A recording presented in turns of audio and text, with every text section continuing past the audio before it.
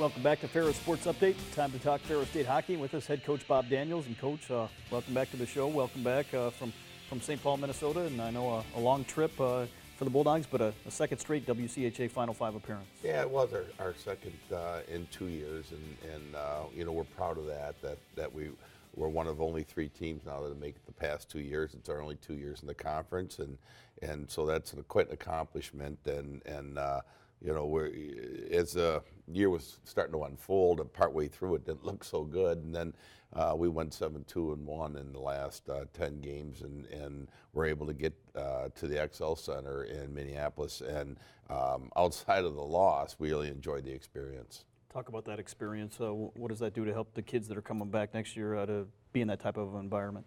Well, you know, beyond that, you know, just, I mean, certainly with the players that are coming back, you know, our freshmen, that's their first experience. We wanted to go as deep as we could into the playoffs to give them all, you know, those are big memories to draw off of, and things they can lean on next year. And but beyond that, to what it means to the players, it, you know, for the program too, it kept it in kind of in the national light, if you will, given the fact they think when we were knocked out, there's probably only 18 teams out of the 59 left still playing. So, you know, everything, all the media attention, everything's concentrated down to those 18 teams, and you can get a lot of publicity, and you know, we've got to the program to the point where we are known on a national stage, and we want to keep it there. And in order to do that, you've got to kind of go deep into the postseason. Yeah, it came off that big sweep of Bemidji State on the road in the first round of the playoffs. And as we go to the highlights, taking on a very good team, Minnesota State.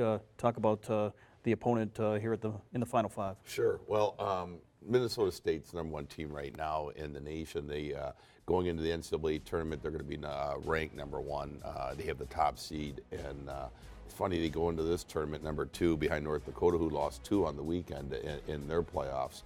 But it's a very good team. I mean, it reminds me of our teams the past few years, in which they're very deep, talented at all positions. They've got a good mixture of older and younger kids, and you know, I thought we had a pretty strong game, even though we ended up losing 4-0 with an empty net goal.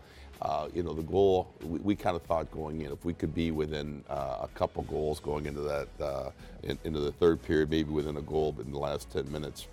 Here's a breakaway by Justin Muzzio that would have put us at 1-1. You can see right now we're late in the second when it was 1-0, and I was hoping at that point, I said, hey, if we can get to the third and it's a 1-goal game, we give ourselves a chance. They had a couple big goals there towards the end of the second period. Brad McClure, a big weekend for the Mavericks, finished with 3 points here in this game. Yeah, he did, and it was just one piece of the puzzle of many.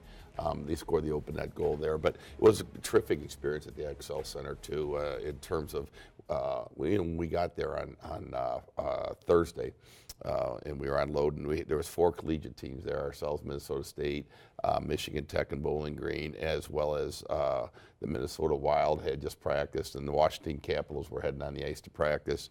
The next day, the St. Louis Blues came into town, so it had a real vibrant, solid hockey atmosphere within St. Paul. The entire city did, and then beyond that.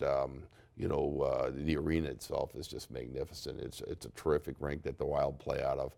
And to take it a step further in terms of what was going on in the Minneapolis-St. Paul area, you had the Women's Frozen Four going on over at the University of Minnesota. You had the NCHC tournament going on at the Target Center, and then ourselves at the XL. So you're talking about 4 primetime college hockey tournaments in one city, and they pulled it off seamlessly. Of course, the WCHA Final Five returns to Grand Rapids next year for the second time in 3 years. Would be great to see the Bulldogs make a third straight trip to the Final Five. Well, that's going to be the goal, obviously, Rob. And we, you know, it's here we are, the first workday back since the tournament, but that's already the goal, and that's what we're striving for. And you know, it'll help. Obviously, the attendance was very good at the XL Center. We had, I want to see 6,500 there on the Friday night. Saturday, I think it was 8,200. Very similar numbers to what we had at Van Andel last year, and it'll help obviously to have us there as the closest team. And we're not really the host team, but in a lot of respects, our institution has taken on that role for the league. And I know the people from Van Andel were at the XL Center. There's a lot of cross-pollination, and they're all trying to find out the best way to host this event. Certainly, along with a loss to end the season, you lose 6 seniors here with T.J. Schlueter, a student assistant this past season. Talk about those seniors, that class, what they've meant to the Bulldog hockey program. Sure, Rob. Well, there's a lot of first. I think they're going to graduate, and I haven't looked it up, but maybe the second winningest class, only second to last year's senior class. You also have a group that's had 2 conference championships, 2 NCAA tournament appearances, 1 NCAA championship game, and it's our first, team last year to win a playoff series on the road. So there's a lot of firsts and a lot of big-time accomplishments, and they've meant a great deal. And when they leave here, they'll, a lot of the things they taught the younger kids will carry forward. As you look back on this past year, obviously a season that was a long one, but still some highlights. You mentioned that big finish. What's kind of the highlight for you here this season? Well, it is a big finish, and if you take yourself away from the very first game of the year, where we knocked off Michigan, that was like starting the year with the Daytona 500 right out of the gate. But we were very fortunate. Like at one point, we had dropped 7 straight games, and all of a sudden we go 7-2-1, and a deep drive into the playoffs. And I think that there's a life lesson to be learned there from everyone. And it was interesting to watch our players stay on task, not get down, hang together, and like I say, come away with our first road playoff series win ever, and then carry on to the Final Five for the second year in a row. So, we've kind of kept the forward momentum of the program going by a strong finish to the year. I know you obviously had some great fan support throughout the year as well, not only at the home games with some sold-out crowds, but obviously in St. Paul this past weekend as well. Yeah, no, we had a tremendous following considering the distance, and I want to thank the fans that came out in the fan bus and our band, that has been taxed pretty heavily here between basketball's long run into the postseason, ours as well. And it's just, it means a lot when we take the ice so far from home, and all of a sudden you have so many fans, and you could see all throughout the crowd the Ferris jerseys.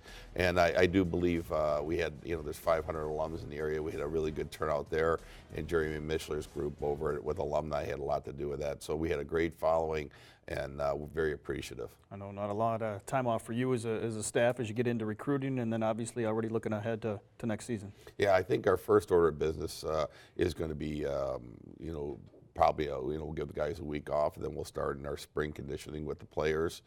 Recruiting's an ongoing process that never ends, and now it's time to do some of the paperwork and things that you put off to the side till the end of the year, as well as some fundraising. So we'll have a pretty full docket, but at least the weekends it'll slow down a little bit there. Well, Coach, congratulations again on all this success again here for the Bulldogs, and looking forward to talking to you again next season. I'm looking forward to it already, Rob. Thank you. We'll be back with more Ferris Sports Update right after this.